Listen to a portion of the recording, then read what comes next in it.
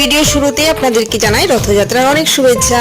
আর এই যে আমরা তিনজন রেডি হয়ে গেছি, যাবো হলো একটুখানি রথের মেলাতে। বেরোতে বেরোতে অনেকটা লেট হয়ে গেল, তো বিরিয়ে মিটনে নাকি খিদে পেয়ে গেছে, বললো যে মেলায় পরে যাবো, চলো আগে একটু কিছু খেয়ে নিই। এই যে দেখুন একটা দোকানের সামনে দাঁড়িয়ে পড়লাম, এখানে আছে হলো fish finger, chicken pakora, chop আর অনেক কিছু আছে। তো যেখান থেকে আমরা ফিশ ফিঙ্গার আর একটু চিকেন পকোড়া অর্ডার করেছিলাম। এই যে চলে এসেছে, সঙ্গে দিয়েছিল কাসুন্দি, সস আর পেঁয়াজ।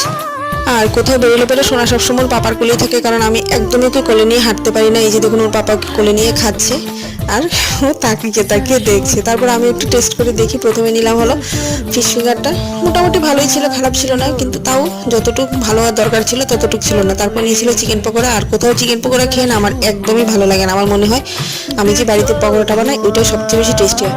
সে যাই হোক, মোটামুটি ভালোই ছিল, খারাপ ছিল না। তো খেয়ে এবার আবার মেলার উদ্দেশ্যে রওনা দেবো। তো চলুন আজকে জন্য এটুকু, আবার দেখা হবে নেক্সট ব্লগে। Thanks for watching.